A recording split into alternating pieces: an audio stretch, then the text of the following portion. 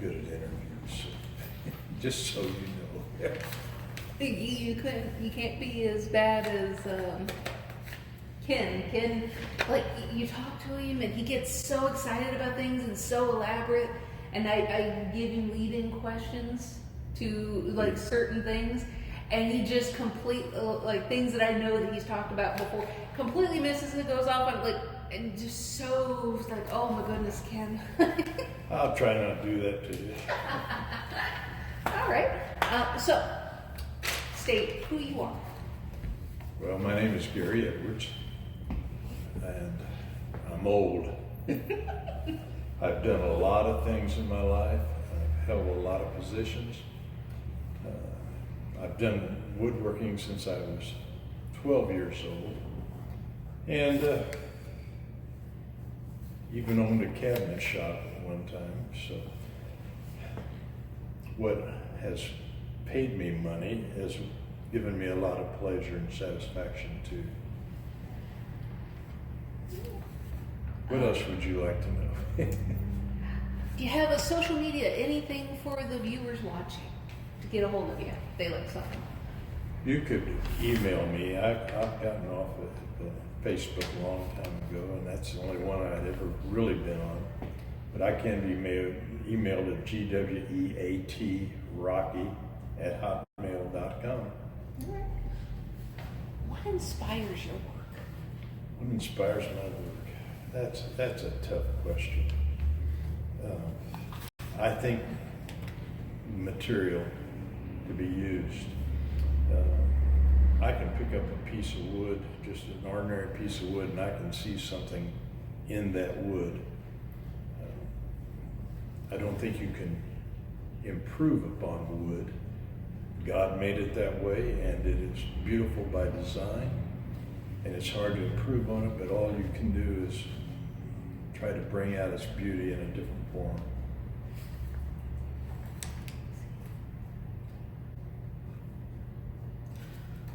What do you do in your medium, and how do you go about doing it? If it's made out of wood, I want to figure out something I can do with it. I've built everything from showcases. When they first built the Hyatt Regency in Indianapolis, I built several of the showcases in there. I invented a couple door stops for them. They had a serious problem because the doors in the atrium shops all opened into the atrium and people were constantly walking into them. And I built U-shaped flower boxes on wheels, so when they opened the door they could bring it out and slide it over the door and keep people from walking into their doors. And I don't know how many of those we sold. Part of it, I don't know whether it's entrepreneurial spirit or the craft or just what it is, but if I see somebody else's work and I like it and it's something I've never tried before, I can guarantee you I'm going to try it. All of nature to me is inspiration. I am amazed at artists who can paint trees with all the little limbs and everything, and the way that they branch off. And I just find that amazing. Anybody can do that, but in that's pretty amazing. I probably shouldn't tell you this. My wife's calf, one night, I just looked at her calf and I saw the curve in her calf, and I went out and turned a bull just like it. I was big, or the bull went as big as her calf. Ooh la la. But I don't know, I just get inspired by about everything. People's conversations, what other people like. You know, I've got an interest in medieval furniture. And I just finished a desk for my wife for Christmas that's got kind of a medieval look to it. Didn't realize until it was done, and I stood back and looked at it, and I thought, this could pass for medieval. So everything inspires me. Yeah. I know the feeling. What are the tools of your trade, your process, your techniques? I've got just about every piece of equipment you can own for working wood. Obviously, I spent a lot of time on the lathe, but before before something gets to lathe, it's going to see the bandsaw or a table saw or something else. The rings in like these segmented pieces, they all go through a drum sander before they get glued together to be sure they're perfectly smooth. And the glue, has a chance of holding them all together. I do own a CNC machine, which I get a lot of pleasure out of. I never held myself out as a wood carver, but I've carved wood. But it carves wood perfectly every time. So whether you're putting a flourish on a drawer for the desk or a wall hanging, whatever it is, it can do it perfectly. You still got to figure out how to use it and design it before you can run it through the machine. But so I do have that tool as well. And believe it or not, I got a good dust collector. Sometimes I marvel that I'm still alive. When I was 6, my dad thought I should go to work, and he got me a job working for a painter, and we were putting on lead paint. Mm. And I'd come home sick every night after working for this old guy. And then all the sawdust I've breathed through the years, I find it amazing I'm still here. What gets you in the mood to work? Oh, nothing has to put me in the mood to work. I love it. I've retired 5 times and I can't get it right. I enjoy working and being productive. Sitting and watching television is a huge waste of time. If you're going to get me to sit, put a jigsaw puzzle in front of me and I'll sit there and work that thing until it's done. If it's 2 in the morning or 3, it doesn't matter. That I find intriguing enough to make me sit in one place, but I don't sit very much, so it doesn't take anything to get me going. I've been to art museums before, and I'll get an idea from just looking at somebody else's piece of art. I gotta go home and go to work on it. So, and fortunately, I have a wife who has tolerated that for 60 years almost. Yep. Other artists or art periods that inspire you? Other artists? Mm-hmm. There are a half a dozen wood turners out there on YouTube that I have subscribed to because I just want to see what they're doing, see if I can do it as well as or better than. Anyway, segmenting. I watched a video one day on segmenting, and I've been segmenting since. But you still got to do your own design and your own math, mm-hmm. your own geometry. So, and it's amazing how much 8th grade geometry you can forget. Had to look up to see what pi was. I don't think I'll ever forget it again because you use it every time you do a segmented piece. Mm-hmm. You work with circles a lot. All circles, yeah. How did you get started? Oh, wow. When I was 12, my granddad, who was my #1 hero, still is, he gave me an old hammer, a bucket of old rusty nails, because in those days you didn't throw anything away. If you had a nail, it went in the bucket. He gave me an old drill, a hand drill. You've probably seen one of those things at some point, and some old drill bits. And this is my first trip into entrepreneurism, I suppose.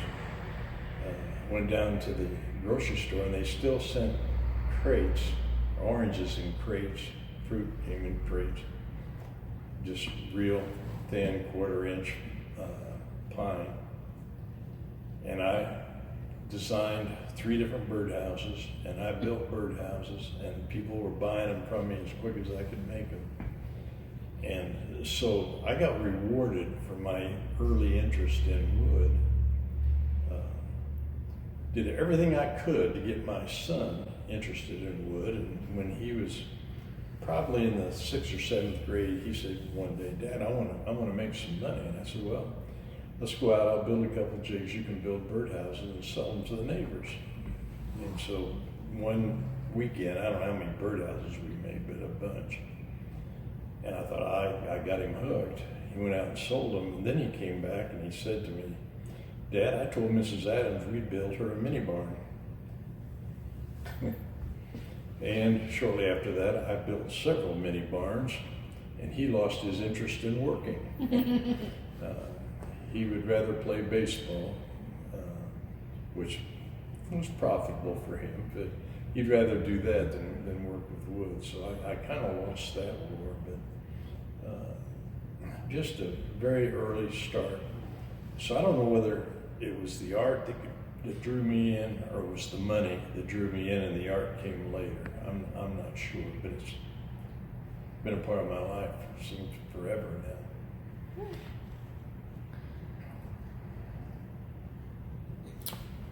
So, why do you do what you do? In terms of woodworking? Mm-hmm. Just because it's pretty, or like sometimes people have profound things behind. No, I'm not a very profound person. The one big piece that's in the gallery right now, it's got a bent neck on it. You know, I thought this is a melting pot, and I got very analytical about it, and I said it's fat in the middle, just like we've become fat in the middle. Then it's narrowed down to where, and I was thinking in terms of immigration at the point. You know, we got pretty fat, and then we started getting pretty lean, and we started restricting it, which is what I saw that vessel doing. And then the big sweep at the end of the vessel, to me, represented failure, our failure. So it was melting. Mm. So the melting pot was melting in my mind. My daughter, who's very artsy, looked at it and said, Dad, call it the COVID faucet. Or what happens when Dad gets quarantined and he's shot for 16 weeks, which is how long it took me to build that thing. The people in your life that influence your art, or vice versa?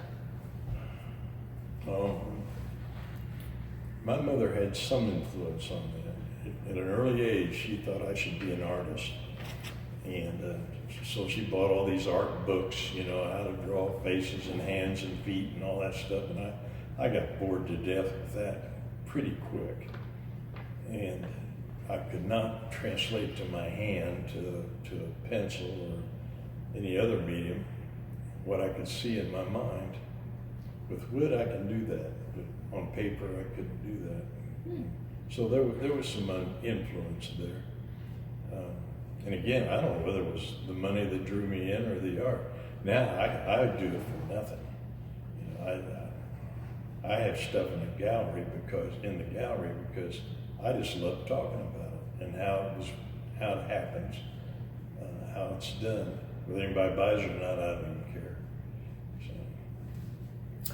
Other hobbies? Well, not until a couple of years ago, I played golf pretty regularly. A little better than the average golfer,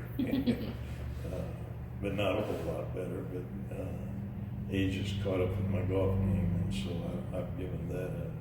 I do read a lot, everything from technical manuals to the newest machine that has just come out and what it's capable of. And I like looking at books of art. Again, you talked about inspiration. Sometimes it just comes from a curve on something. And I like that curve. I can reproduce that curve. So I'd have probably been a better student in high school if I didn't doodle all the time, because I doodled all the way through high school, making curves and diamonds and triangles and overlapping triangles and squares, and just all the time.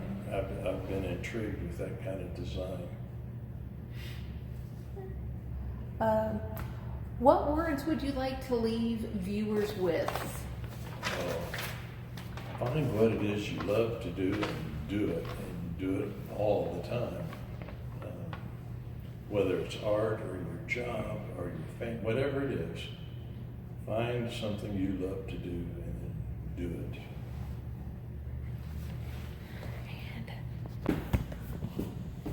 it. Go ahead, start explaining. All right. Well, here's the end product. Maybe you should look at that first and then how that's accomplished. I've called them Dizzy Bowls, Vortex Bowls, because of the way they look on the inside. And psychedelic. Shows my age, doesn't it? So you start out by selecting some wood, and I just put some samples here. This is a unique wood. It's not really fun to work with, but maple, pidot, walnut, just any color wood you want, but the more color, the better it's going to look. You know what kind of wood this is? Pine. No. No. It's a hedgehog, or hedge apple. Hedge apple. Oh, yeah, okay. Or Osage orange. So you start with any board. Doesn't matter the size. I cut them all to 12 inches because that's what I make most of the bowls to be, using 12-inch wood. And then they're cut to 1.5 inches by 12 next. After that, they are sliced into pieces. They're cut this way at 1/4 inch. Run through the drum sander just to make them sure they're perfectly smooth. They're cut on a bandsaw. Then those are all glued together in a block like this. And the design, I guess, is where the art is. But whatever you do on this side has to be exactly the same on this half, or you get just a scrambled looking thing when you're all done. Then this piece is cut into slices, 4 slices. And you end up with something that looks like this, and you twist them just the distance of well, see the whites all going in order and the walnuts in order. Okay, and then you glue that together. After that, you cut them in rings, and this, all of that came out of one board. All this came out of one board, just like that one. And if the angle is perfect, it's the wrong piece, then you stack them up and you put your design into it, whatever you want that design to look like, glue it together. Then I cut another ring out of a contrasting wood that fits on top of that. On a base, glue it all up, put it back on the lathe, and fine tune the whole thing. Get it nice and smooth and thin. This is less than 1/8 of an inch, which is pretty good. So that's how you come to this thing. So it's about a 13-step process.